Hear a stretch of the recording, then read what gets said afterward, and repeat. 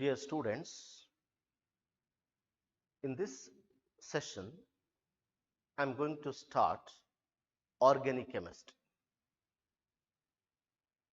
I think organic chemistry is somewhat new to all. And we know organic chemistry plays a very important role not only in theory examinations but also in competitive examinations, JEE, NEET, CET, etc. In your lower classes, you might have learned a few concepts of organic chemistry.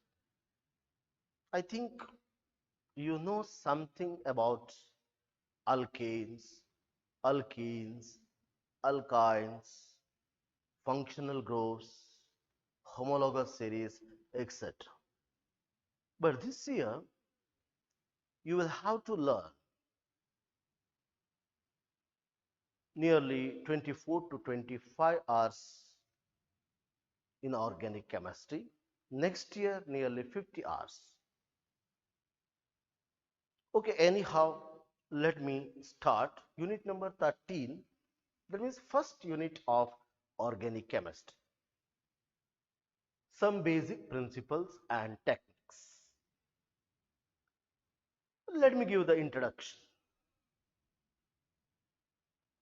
Students, around the year 1780, nearly 240 years ago, chemists began to distinguish compounds obtained from plants and animals called organic compounds and compounds obtained from mineral sources called inorganic compounds. In the year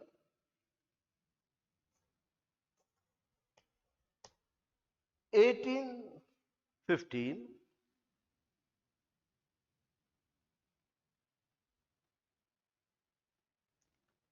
Berzelius, a Swedish chemist, proposed a theory known as vital force theory. See here, in the year 1815, Berzelius, a Swedish chemist, proposed a theory called vital force theory regarding the production of organic compounds. According to his theory, or in his theory, he stated that a vital force is responsible. Some mysterious force is responsible for the production of organic compounds. ನೋಡಿ ಅವನು ಥಿಯರಿಯಲ್ಲಿ ಏನು ಹೇಳ್ತಾನೆ, organic compounds ಅನ್ನ produce ಮಾಡಲಿಕ್ಕೆ ಯಾವುದೋ ಒಂದು ಪ್ರಮುಖ ಶಕ್ತಿ, ಅ vital force, ಯಾವುದೋ ಒಂದು ನಿಗೂಢ ಶಕ್ತಿ, so mysterious force is responsible. And this vital force is present in plants and animals. Therefore, only plants and animals are capable of producing organic compounds. Organic compounds cannot be synthesized outside. Organic compounds cannot be prepared in the laboratory because a vital force which is responsible for the production of organic compound is not present outside. It is not within the reach of human beings. This belief, in Nambike, this belief continued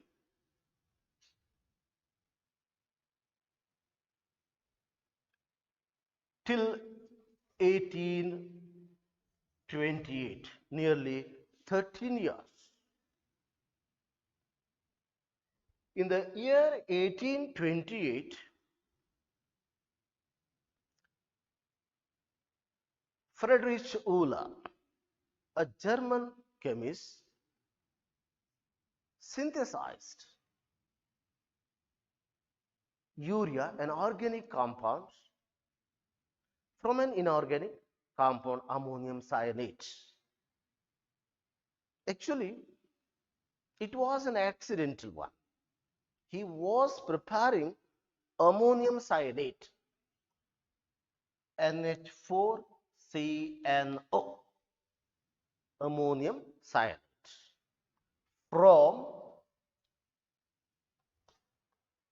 potassium cyanate and ammonium sulfate.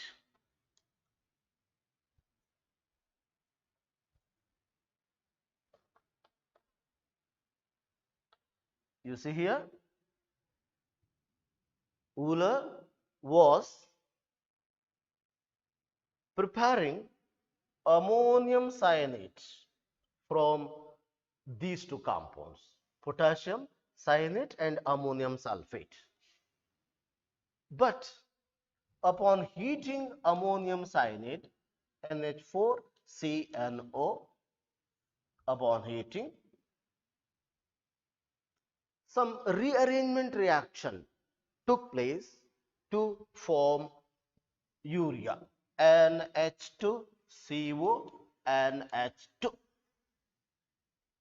This is our urea. Urea, an organic compound.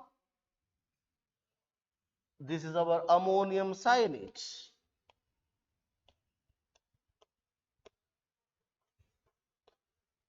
Cyanate, an inorganic compound.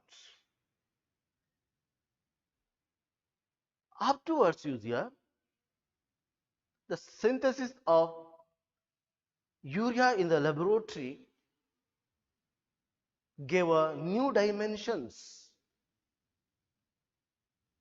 in the field of synthesis of organic compounds in the laboratory. In the year 1845,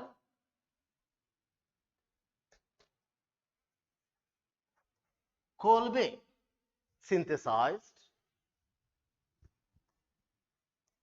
acetic acid in the laboratory. Again in the year 1856, Berthelot synthesized methane. Synthesis of all these compounds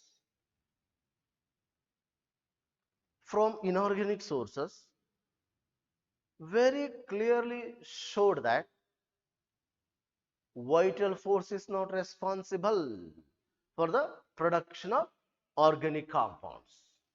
Organic compounds can be synthesized from inorganic sources. This gave a death blow to vital force theory. Finally, vital force theory was discarded, rejected. Okay, regarding this theory, only one point is to be kept in mind, which is the first organic compound prepared in the laboratory. So from this, it's very clear that urea is the first organic compound prepared in the laboratory. Okay, at present, nearly about 95% of organic compounds have been synthesized in the laboratory. Nearly 20 million organic compounds are there. You see the number. About 20 million organic compounds are there. Most of the compounds, about 95% organic compounds, have been synthesized in the laboratory. A few compounds have been obtained from animals and plants. Now our job is to know the causes for the existence of such a large number of organic compounds. ಇಷ್ಟೊಂದು ಸಂಖ್ಯೆ organic compound ಇರಲಿಕ್ಕೆ ಕಾರಣಗಳನ್ನು ನಾವು ಈಗ ತಿಳ್ಕೊಳ್ಳೋಣ.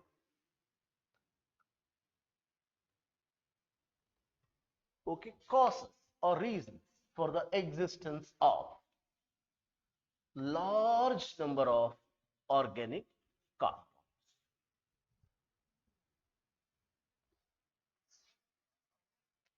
Causes for the existence of a large number of organic compounds. Okay, let us try to know the reasons. Probably you know the reasons. First reason is self-linking property of carbon. You know, carbon is capable of forming covalent bonds with other carbon atoms so that it can form carbon chain or rings of any shape and any size. This property is known as catenation. Okay, this property is known as catenation. The main reason is this catenation. What is catenation? Self-linking property of carbon. Carbon atom is capable of forming covalent bonds with other carbon atoms so that it can form a very long chain, unbranched chain, branched chain, cyclic structures of any shape. Another reason for the existence of large number of organic compound is tetravalency of carbon. Tetravalence of carbon. We know carbon is tetravalent, means carbon is capable of forming 4 covalent bonds by sharing its 4 valence electrons. Let me explain this one.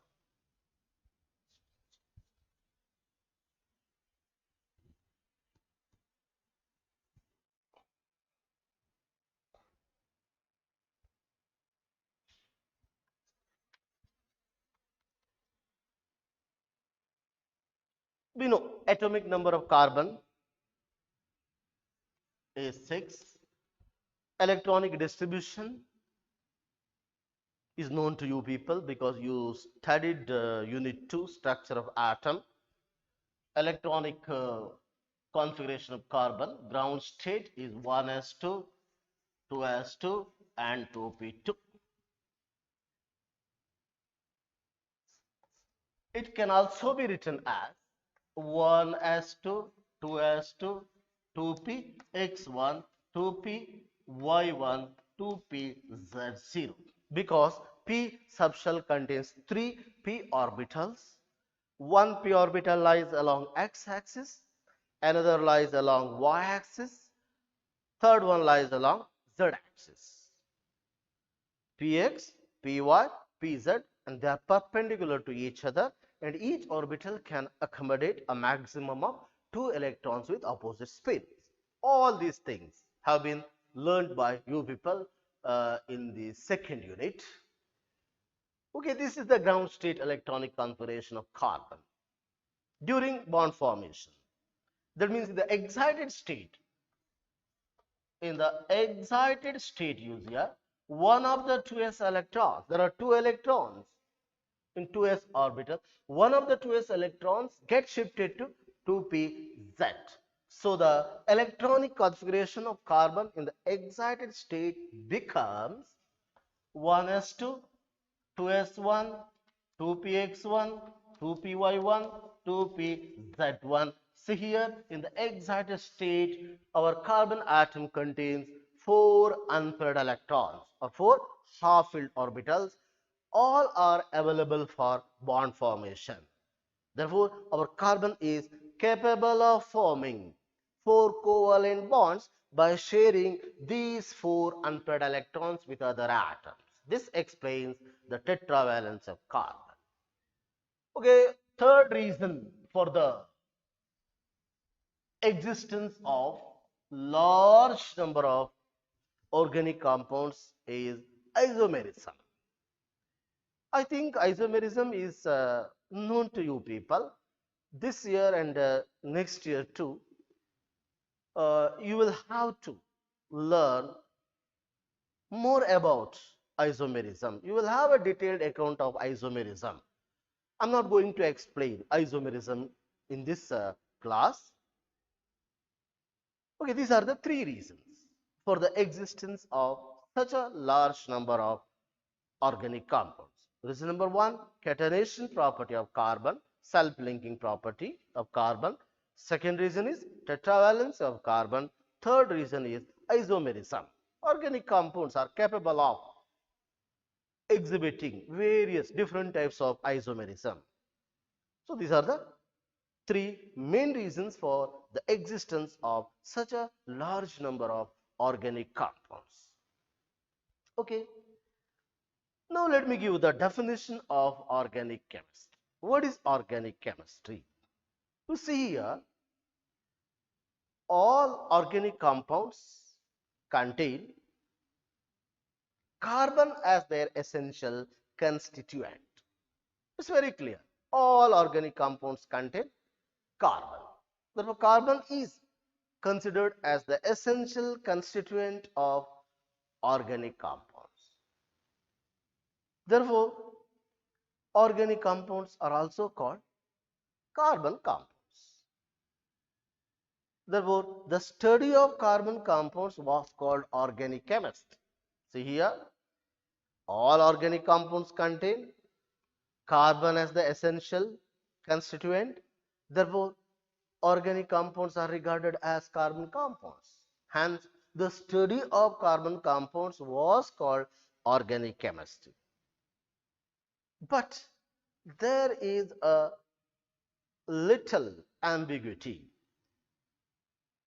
There is a little bit confusion in the definition of organic chemistry, because see here, certain compounds of carbon, for example, carbon monoxide, carbon dioxide, carbonates,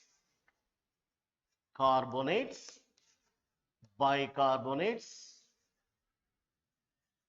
carbides, you see here, these are compounds of carbon. Carbon monoxide, carbon dioxide, carbonates, bicarbonates, and carbides. But we study about these compounds under inorganic chemistry. These are inorganic compounds. So afterwards, you see a detailed study of the structure of organic compounds showed that carbon and hydrogen are the essential constituents of organic compounds. You see here, detailed study of the structure of organic compounds very clearly revealed that carbon and hydrogen are the essential constituents of organic compounds. We know organic compounds containing carbon and hydrogen are called hydrocarbons.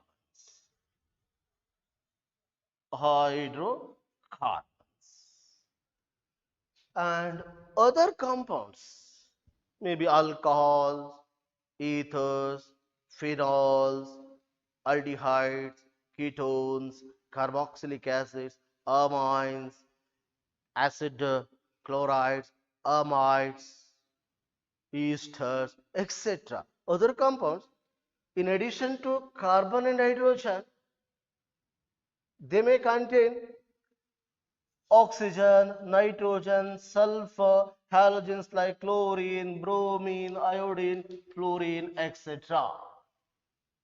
Other compounds are regarded as, they are considered as the derivatives of hydrocarbon. You see here, Structure of the structural study. What did to give the modern definition of organic chemistry? They studied the structure of organic compounds.